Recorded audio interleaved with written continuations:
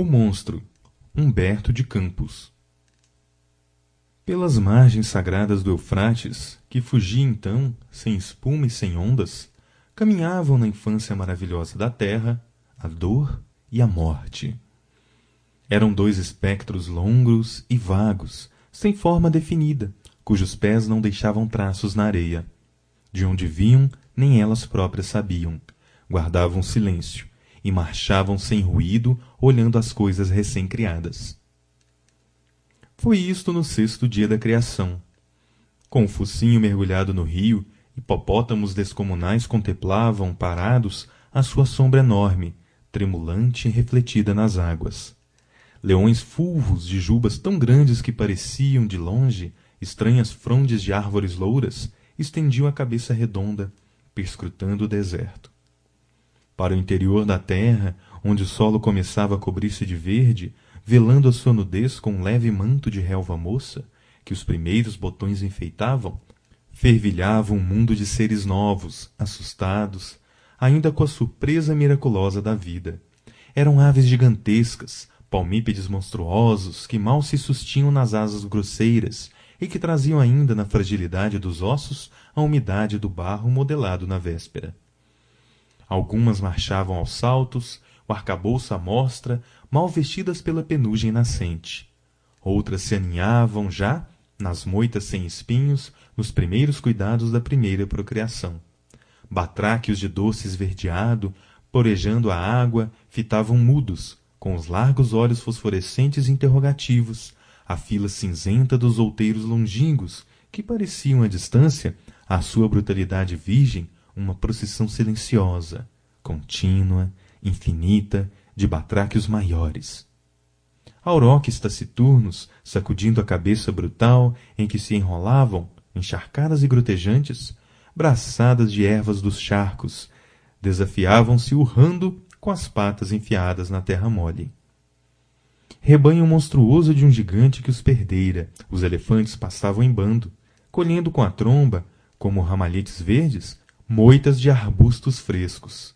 Aqui e ali um alce galopava, célere, e à sua passagem os outros animais o ficavam olhando, como se perguntassem que focinho, que tromba ou que bico havia privado das folhas aquele galho seco e pontiagudo que ele arrebatava na fuga.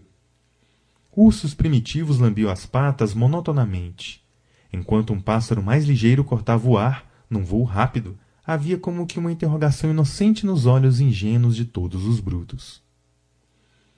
Em passo triste, a dor e a morte caminham, olhando sem interesse as maravilhas da criação. Raramente marcham lado a lado. A dor vai sempre à frente, ora mais vagarosa, ora mais apressada.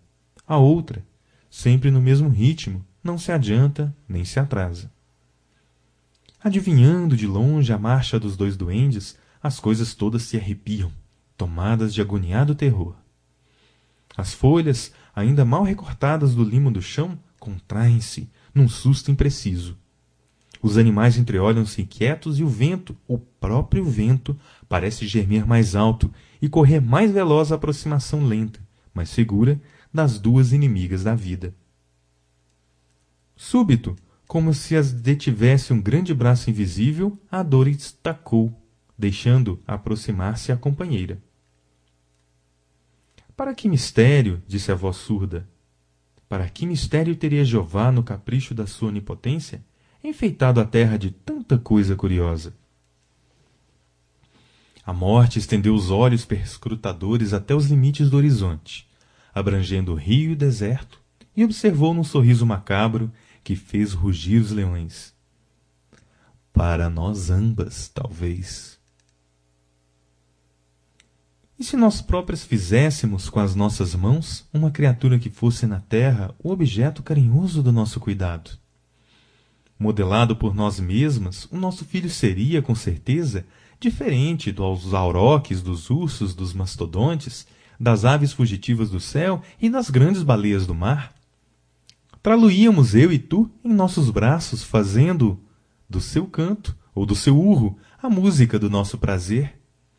Eu o traria sempre comigo, embalando-o, avivando-lhe o espírito, aperfeiçoando-lhe a alma, formando-lhe o coração, Quando eu me fatigasse, tomá-lo-ias tu então no teu regaço? Queres? A morte assentiu, e desceram ambas à margem do rio, onde se acocoraram, sombrias, modelando seu filho. Eu darei a água, disse a dor, mergulhando a concha nas mãos, de dedos esqueléticos no lençol vagaroso da corrente. Eu darei o barro, ajuntou a morte, enchendo as mãos de lama pútrida que o sol endurecera. E puseram-se a trabalhar.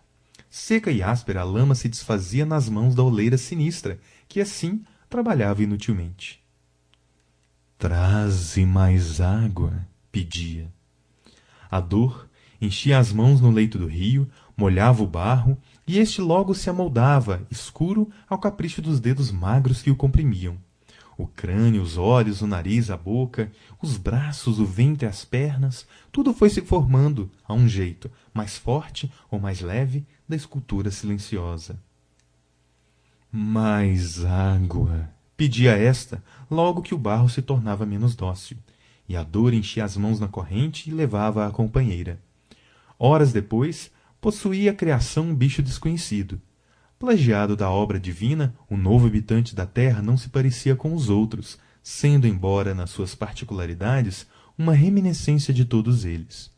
A sua juba era a do leão, os seus dentes, os do lobo, os seus olhos, o da hiena, andava sobre 2 pés, como as aves, e trepava rápido como os bugios. O seu aparecimento no seio da animalidade alarmou a criação. Os urros, que jamais haviam mostrado selvagens, urravam alto e escarvavam o solo. À sua aproximação, as aves piavam nos ninhos amedrontadas, e os leões, as hienas, os tigres, os lobos, reconhecendo-se nele, arreganhavam os dentes ou mostravam as garras, como se a terra acabasse de ser invadida, naquele instante, por um inimigo inesperado. Repelido pelos outros seres, marchava assim o homem pela margem do rio, custodiado pela dor e pela morte. No seu espírito inseguro surgiam às vezes interrogações inquietantes. Certo, se aqueles seres se assombravam à sua aproximação, era porque reconheciam unânimes a sua condição superior. E assim refletindo, comprazia-se em amedrontar as aves e em perseguir em correrias desabaladas pela planície ou pela margem do rio, esquecendo por um instante a dor e a morte, os gamos, os cedros, as cabras, os animais que lhe pareciam mais fracos. Um dia, porém, orgulhosas do seu filho, as duas se desavieram, disputando-se a primazia na criação do abantesma. Quem criou fui eu, dizia a morte. Fui eu quem contribuiu com o barro. Fui eu, gritava a outra. Que farias tu sem a água que amoleceu a lama? E como nenhuma voz conciliadora serenasse, resolveram as duas que cada uma tiraria da sua criatura a parte com que haviam contribuído. Eu dei a água, tornou a dor. Eu dei o barro, insistiu a morte. Abrindo os braços, a dor lançou-se contra o monstro, apertando-o violentamente com as tenazes das mãos. A água que o corpo continha subiu de repente aos olhos do homem e começou a cair, gota a gota. Quando não havia mais água que espremer, a dor se foi embora. A morte aproximou-se então do monte de lama, tomou-o nos ombros e partiu. Fim do conto O Monstro, de Humberto de Campos.